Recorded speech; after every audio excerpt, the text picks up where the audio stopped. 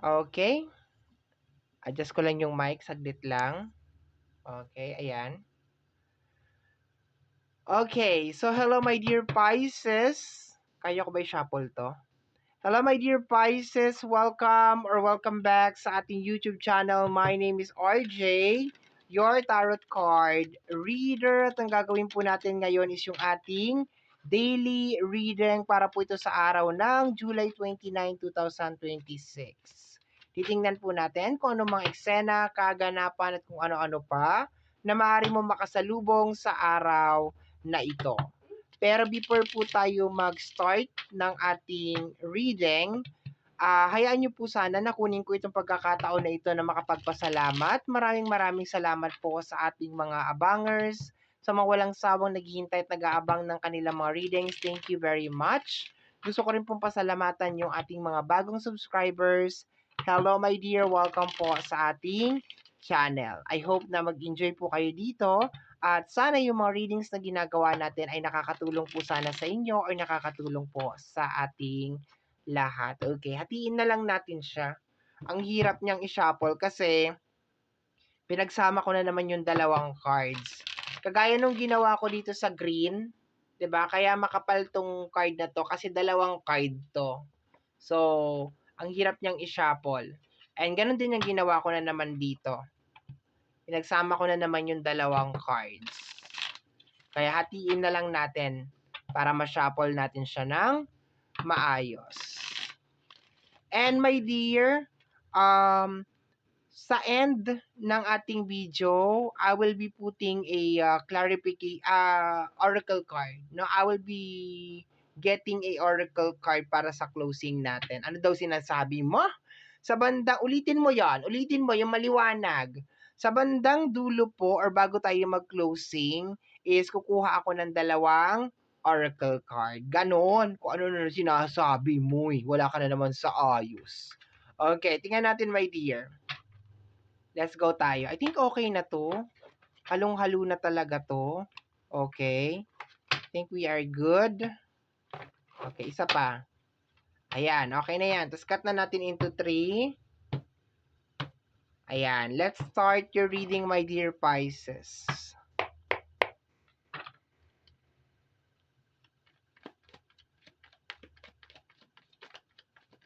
Tingnan natin kung anong meron sa araw na ito, Pisces.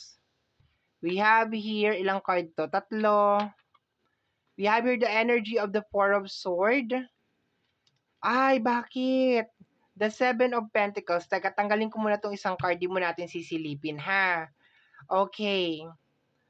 Ang baba ng energy mo today, my dear. Yung energy niya, my dear, is like, parang meron ka ditong sinusukuan na isang bagay. Something na parang, kung babalik lang ako sa nakaraan, my dear, probably super high ng yung expectation and excitement related sa yung mga manifestations sa energy ng Seven of Pentacles. Okay? So, I think parang, I just hope, my dear, that you are just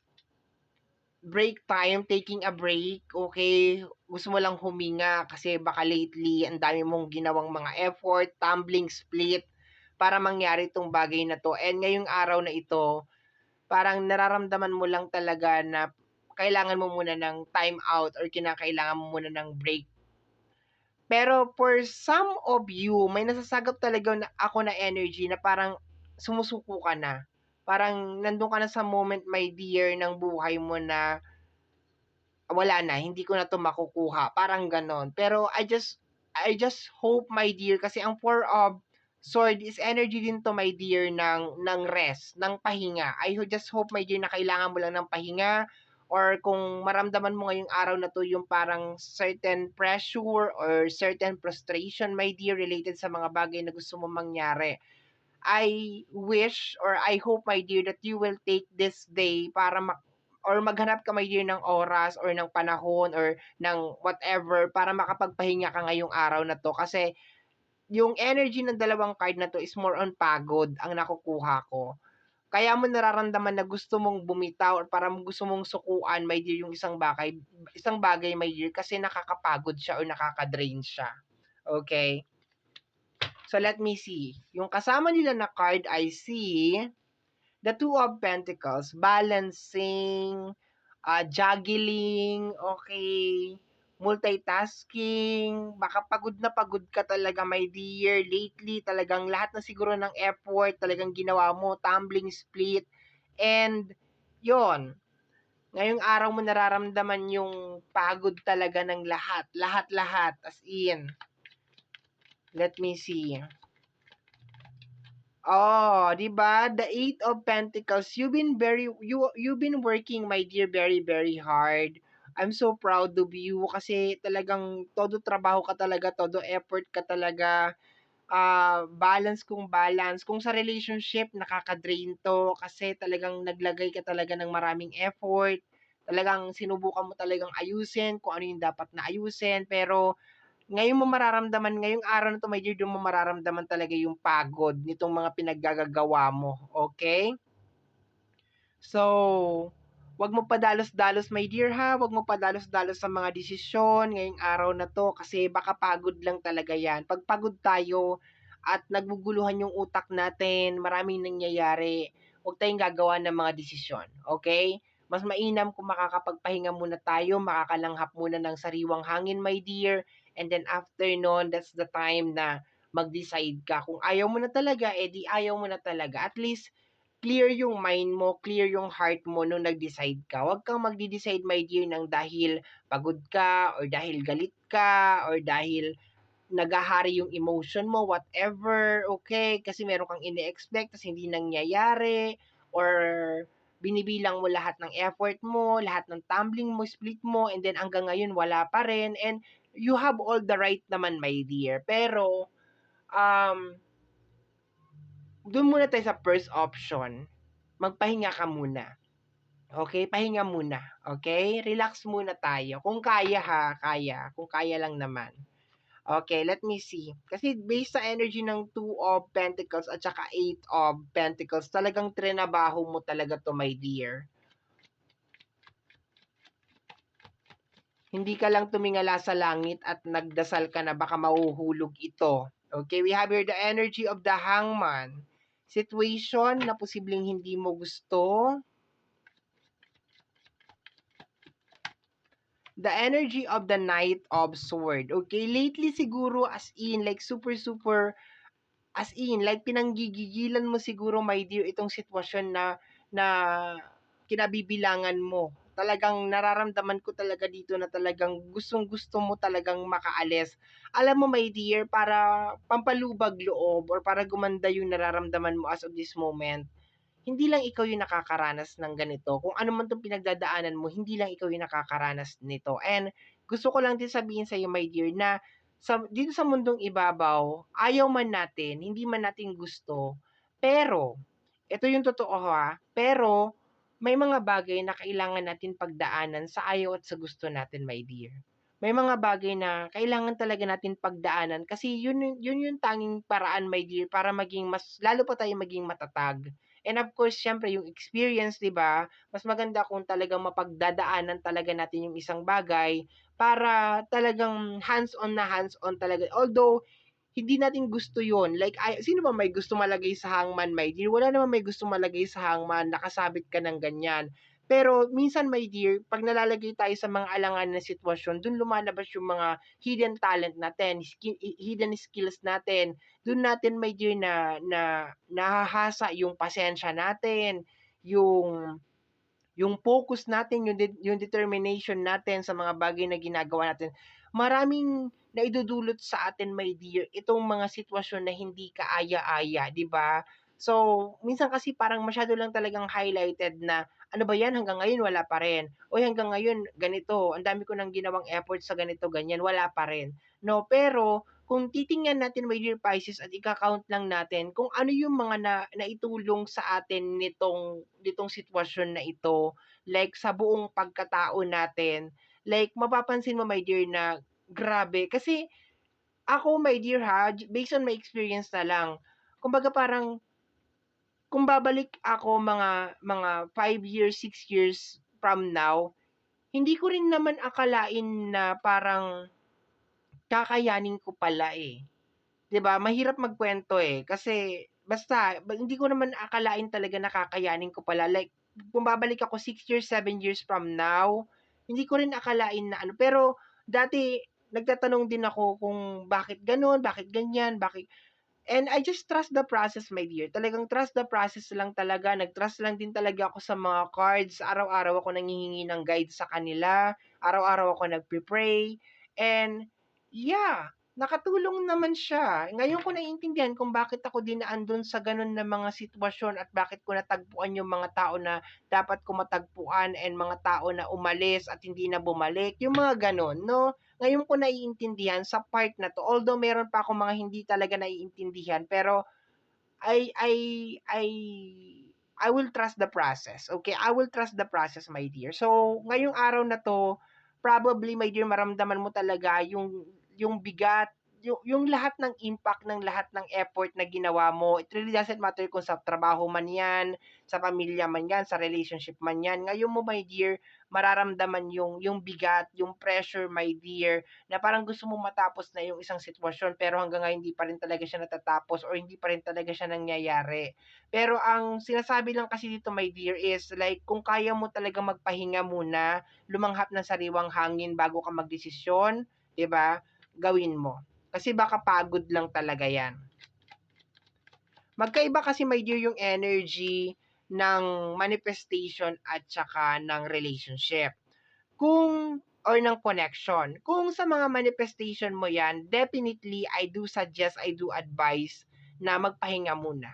Okay, kung sa mga manifestation mo 'yan, kasi walang gagawa ng mga manifestation mo maliban sa'yo. That's the reality. Walang ibang gagawa ng mga pangarap mo kung hindi ikaw lang din. Masuwerte ka kung meron magvo-volunteer, meron magpe-present sa'yo ng help. Good for you, 'di ba? Pero the reality is, most of the time, ikaw at ikaw lang din talaga ang gagawa ng mga pangarap mo. So, hindi option yung sumuko ka sa mga pangarap mo. Kumbaga wala siya sa option. Ewan ko ha, gano'n kasi ako, eh. Pagdating sa mga pangarap ko, sa mga manifestation ko, wala sa option ang pagsuko. Wala talaga. Yung tipikal na parang, "Ay, pagod na ako." Pahinga, oo, kasama sa option, pero pagsuko, wala. Ngayon pagdating naman sa relationship at saka sa connection, depende yan kung naa-absorb ba nung tao yung mga ginagawa ko para sa kanya. Ngayon kung hindi niya na-a-absorb and after ilang taon nang nakalipas ganun pa rin, eh, wala na sa'kin ang problema, 'di ba? At least kasi sa area ng connection, like family, friends, and relationship is welcome, my dear. Napakaimportante nung tulungan. Napakaimportante na 'pag mahina yung isa, bubuhatin nung isa.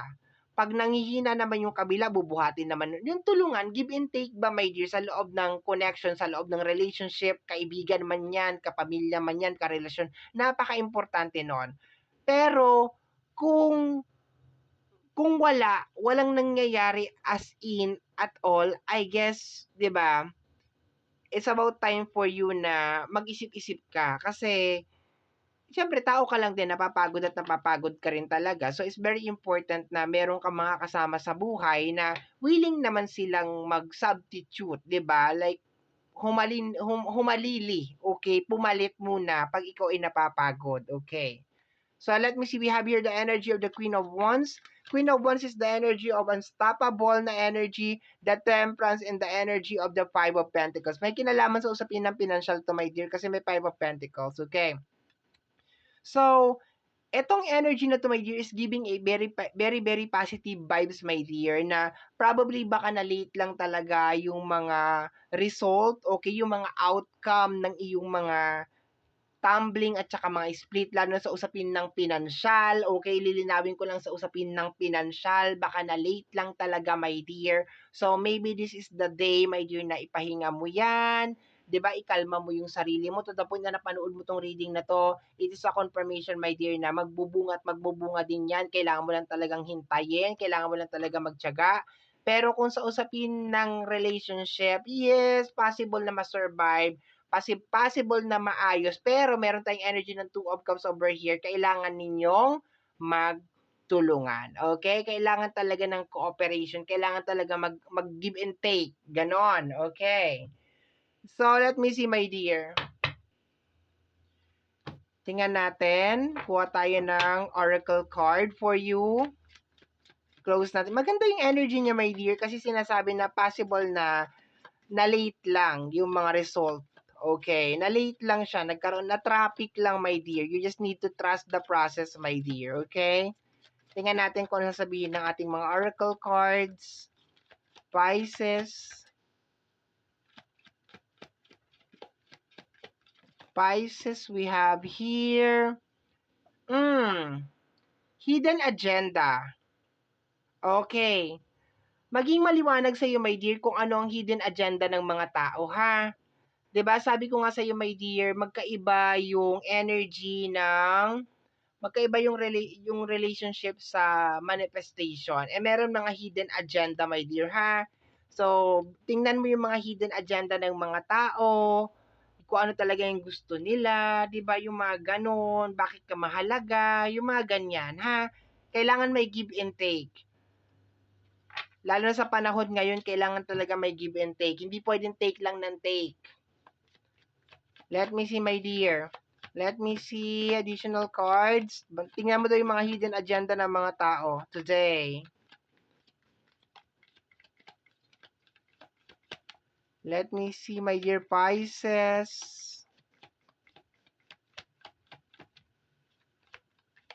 Okay, eto daw. We have here the energy of the cleansing storm. Okay? I think merong mga kinakailangan talagang pag-usapan. And pag hindi na talaga nagbo-work, okay, sad to say, 'di ba, kailangan ninyo mag-departure. Okay? Punta yung kabila sa kanan, punta yung isa sa kaliwa, okay? So, may mga bagay na kailangan pag-usapan today. Tingnan ang mga hidden agenda, my dear, ng mga tao. Okay? Ayan o, may hidden agenda tayo. Okay? So, my dear Pisces, yan po ang nasagap natin na message energy para sa araw na ito, July 29, 2026. Kagaya po ng lagi kong nasasambit or lagi kong sinasabi, ang tanging hiling at dasal ko lamang po sa ating buong may kapal na ang mga readings na ginagawa ko ay nakakatulong po sana sa ating lahat. Maraming maraming maraming salamat po. Thank you, my dear. Bye-bye. Take care of yourself.